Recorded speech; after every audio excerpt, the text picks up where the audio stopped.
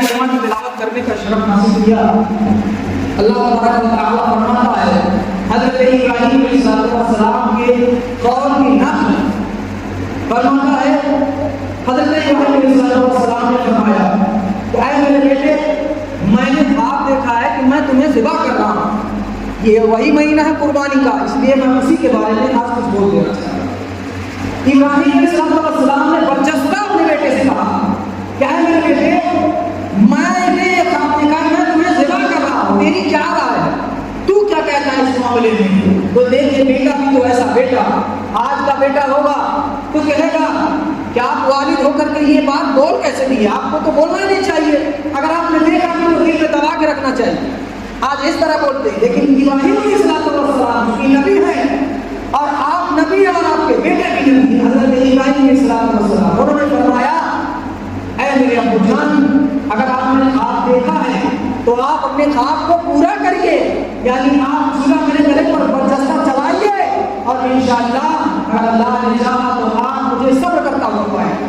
ابراہیم علیہ السلام نے اپنی بیوی سے حضرت حاجرہ سے جا کر کے کہا کہ میرے بیٹے کو نہلا دھلا کر کے خوشبو سے معطر کر کے تیار کر دیجیے، میں اس کو دعوت کے لے کے جانا چاہتا ہوں۔ اب دیکھیں حضرت ابراہیم علیہ السلام نے انہیں تیار کر لیا اور لے کر کے سیران چلے۔ ایک بات اور بتا دوں کہ ہماری یہ جو قربانی ہے، ہماری جو قربانی ہے وہ صرف ایک قربانی ہے کہ ہم نے ایک جانور کی قربانی کی ہے اور جانور کو قربان کیا ہے صرف اس لیے کہ اللہ رب العزت نے ہم پر یہ واجب کیا ہوا ہے۔ لیکن حضرت ابراہیم علیہ السلام کو اللہ رب العزت نے ہر موڑ پر قربانی مانگی اور ابراہیم علیہ السلام اللہ کی رضامندی کے لیے تمام قربانیوں کو پیش کر رہے تھے۔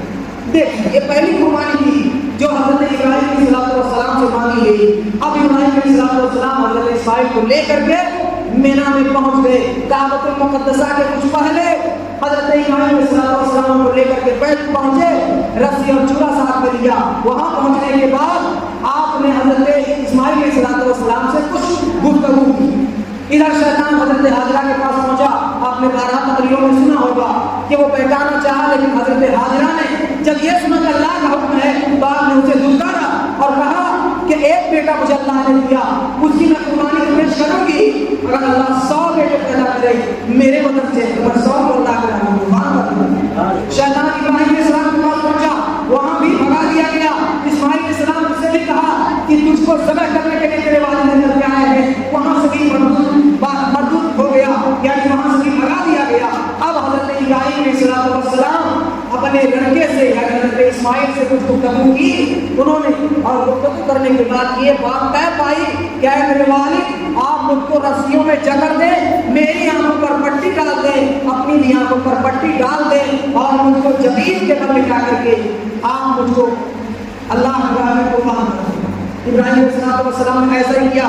حضرت اسماعیل علیہ السلام کو جبین کے بل لٹایا اور چوہا اپنے گردن پر رکھا اور اس کو پھیرنا شروع کر دیا، چوری نے کاٹنے سے انکار کر دیا۔ ابراہیم علیہ السلام نے فرمایا کہ تو کاٹتی کیوں نہیں ہے؟ حضرت ابراہیم علیہ السلام نے جب یہ کہا تو چوری نے کہا آپ ہی تو بتائیں کہ آگ میں جب آپ کو ڈالا گیا تو آگ نے کیوں نہیں جلایا آپ کو؟ اس کا جواب تو پھر میں بتاؤں گی۔ ابراہیم علیہ السلام نے فرمایا کہ اللہ کا حکم تھا کہ اے آگ ٹھنڈی ہو جا اور سلامتی والی ہو جا، اس لیے آگ نے مجھے نہیں جلایا۔ تو چوری نے بھی کہا یا امرنی الخلیل وینہانی جلیل، کیا خلیل مجھ کو حکم کرتا ہے کہ کاٹ؟ خلیل حضرت ابراہیم علیہ السلام کا لقب ہے، خلیل کا معنی ہوتا ہے دوست۔ اللہ نے حضرت ابراہیم علیہ السلام کو اپنا دوست فرمایا۔ تو چوری کہتی ہے کہ آپ اللہ کے دوست ہیں تو آپ مجھ کو کاٹنے کو کہتے ہیں، لیکن آپ کا جو دوست یعنی اللہ ہے وہ فرماتا ہے کہ چوری کاٹنا مت، تو کاٹنا مت۔ ابراہیم علیہ السلام نے چوری کو پتھر پر ڈال دیا، پتھر بھی 2 ٹکڑے ہو گیا لیکن گلا نہیں کٹا، گردن نہیں کٹا۔ اب ابراہیم علیہ السلام نے تیسری مرتبہ چوری کو جب لینا چاہا تو گلا کٹا بھی اور ایک آواز آئی۔ ابراہیم علیہ السلام نے اپنی آنکھوں کو کھولا تو دیکھا کہ میرا فرزند تو سامنے کھڑا ہے، اس کے سامنے دمبا کھڑا ہے، دمبا حلال ہو گیا۔ ابراہیم علیہ السلام نے فرمایا اللہ اکبر اللہ اکبر، اللہ بہت بڑی ذات ہے، مجھ سے قربانی بھی مانگتا ہے اور قربانی مانگتا ہے اسے دوسری چیز لا کر کے یہاں پر رکھ دیتا ہے۔ آپ نے فرمایا اللہ اکبر اللہ اکبر۔ اب حضرت اسماعیل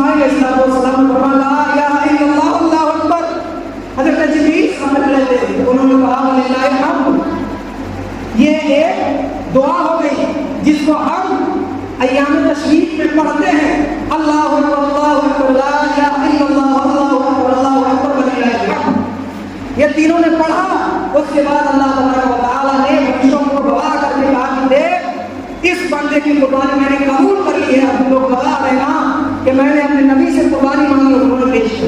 یہ ایک قربانی حضرت ابراہیم علیہ السلام کی ہوئی جو اپنے اولاد کی قربانی کی۔ دنیا میں صرف تین چیزیں انسان کو سب سے زیادہ عزیز ہوتی ہے، ایک تو اپنی جان، دوسرا اپنا مال اور تیسری اپنی اولاد۔ ابراہیم علیہ السلام نے پہلی قربانی یعنی اپنے اولاد کی قربانی کو پیش کیا۔ دوسری قربانی حضرت ابراہیم علیہ السلام سے مانگی گئی جب نمرود سے آنکھیں ملانے کے بعد کرنا شروع کر دیا۔ ابراہیم غصے میں جب نمرود نے غصے میں آ کر کے آگ کا شعلہ تیار کروایا اور اس میں حضرت ابراہیم علیہ السلام کو ڈالنے کی تیاری شروع ہو گئی۔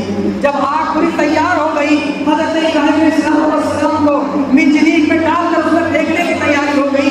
اب جب پھینکنے جا رہے تھے لوگ، اللہ تبارک و تعالیٰ نے حضرت جبریل امین کو بھیجا اپنے ان کے ٹھنڈے پر کو لے کر کے اور فرمایا دیکھ میرے بندے کو ظالم لوگ آگ میں ڈالنا چاہتے ہیں، میرا بندہ آگ میں پہنچے اس سے پہلے تو اپنا پر لے کے حاضر ہو جا اور پوری آگ کو گلزار بنا دے۔ جبریل امین حاضر ہوئے اور انہوں نے اپنے ٹھنڈے پروں کو لہرایا اور پوری آگ گلزار ہو گئی، ٹھنڈی ہو گئی، سلامتی والی ہو گئی۔ حضرت ابراہیم علیہ السلام صحیح و سالم اس میں موجود رہے اور جب آگ ٹھنڈی ہوئی تو آپ باہر تشریف لے آئے۔ ظالموں نے جب ان کو دیکھا تو حیران و شدت رہ گئے کہ ابراہیم کو تو آگ میں ڈال دیا گیا اور آگ ایک ایسی چیز ہے جو کسی کو دنیا میں بخشتی نہیں ہے، لیکن حضرت ابراہیم صحیح و سالم زندہ آ گئے، پھر بھی انہوں نے ان کی بات کہی نہیں۔ اور صحرا میں جہاں بکریوں اونٹوں کو لے کر کے تشریف فرما تھے وہاں جبریل امین آئے اور کھیت میں کہیں جا کر کے چھپ گئے۔ اب دیکھیں حضرت ابراہیم علیہ السلام نے فرمایا اتنی پیاری تیری آواز ہے، کیا تو ایک بار وہ تصویر مجھے پھر سے نہیں سنائے گا؟ تو فرشتہ نے کہا ابھی تک تو میں صرف اپنے لیے تصویر پڑھ رہا تھا، یعنی میں اپنے من سے پڑھ رہا تھا، اور اب چونکہ تیرا یہ سوال ہے کہ مجھے تصویر کرنا ہے تو میں اس کا کچھ عوض لوں گا تب میں تصویر پڑھوں گا۔ فرشتہ نے جب یہ کہا حضرت ابراہیم علیہ السلام نے فرمایا تجھے کیا چاہیے؟ فرشتہ نے کہا یہ جتنے اونٹ تیرے چل رہے ہیں یہ سارے کے سارے میرے کھاتے میں جمع کر پھر میں تصویر سکھاؤں گا۔ ارے ایک بار بولے سبحان اللہ، یہ کیا چیز ہے؟ کیا چیز ہے اللہ کی بڑائی اور کیا چیز ہے اللہ کی معرفت؟ جو اللہ کی معرفت میں غرق ہو جاتا ہے اسے دنیا کی کسی رتی اور ذرے کی ضرورت نہیں ہوتی ہے، وہ سب کچھ اللہ کی راہ میں قربان کرنے کے لیے تیار رہتا ہے۔ اور ابراہیم کی قربانی جو تھی وہ یہی قربانی تھی کہ دنیا میں جو کچھ بھی ہے وہ اللہ کی وجہ سے ہے، اگر وہی مانتا ہے تو ہم سارے کے سارے چیزوں کو قربان کر دیں گے اللہ کی راہ میں۔ اب کہا ابراہیم علیہ السلام نے کہ یہ سارے اونٹ تیرے ہو گئے، بس اتنی چیز مانگتا ہے جا یہ سارے اونٹ تیرے ہو گئے، لیکن ایک بار میں تصویر سنا دے۔ محمد بھری آواز میں فرشتہ کر بھی پڑھتا ہے سبحان اللہ والحمد للہ ولا الہ الا اللہ واللہ اکبر۔ اب پھر خاموش ہو گیا۔ حضرت ابراہیم علیہ السلام ان کو اتنا پسند آیا، انہوں نے کہا اگر میرے لیے تو صرف ایک بار اور پڑھ دے، ایک بار اور پڑھ دے، جو مانگے تو دے دوں گا۔ فرشتہ نے کہا یہ ساری بکریاں مجھے نہیں کروں گا۔ کہا جا لے جا، ساری بکریاں تیری ہو گئی۔ فرشتہ نے پھر ایک بار تصدیق کی سبحان اللہ والحمد للہ ولا الہ الا اللہ واللہ اکبر۔ اب خاموش ہو گیا۔ حضرت ابراہیم اتنے مست ہو گئے، انہوں نے کہا صرف ایک بار اور پڑھ دے، پھر جو مانگے گا عطا کر دوں گا۔ ابراہیم علیہ السلام کی اس عرض پر فرشتہ نے کہا تیرے پاس اب کچھ باقی نہیں ہے، اب میں کیسے پڑھوں گا؟ مجھے تو عوض چاہیے تبھی میں پڑھوں گا۔ ابراہیم علیہ السلام نے فرمایا یہ بھی جان ہے اور اتنی ساری بکریاں اتنے اونٹ ہیں، ان کو چرانے والا بھی تو مجھے چاہیے نا۔ ایک بار تو اگر پڑھ دیتا ہے تو میں اپنے آپ کو تیار کر لوں گا اس بات کے لیے کہ ساری زندگی میں تیری بکری اور اونٹوں کو چراتا ہوں۔ اب ابراہیم علیہ السلام نے یہ فرمایا، فرشتہ نے ایک بار اور پڑھا سبحان اللہ والحمد للہ ولا الہ الا اللہ واللہ اکبر۔ جب تیسری بار یہ چیز پیش کر دی یعنی ابراہیم علیہ السلام نے اپنے جان کو یعنی ان کے لیے قربان کر دیا کہ ساری زندگی میں تمہاری بکریوں کو اور اونٹوں کو چراتا رہوں گا صرف ایک تصویر کو سننے کے لیے، اور وہ تصویر یہ تھی سبحان اللہ والحمد للہ ولا الہ الا اللہ واللہ اکبر۔ مطلب کیا ہے اس کا؟ پاک ہے وہ ذات جس کا کوئی شریک نہیں ہے اور ساری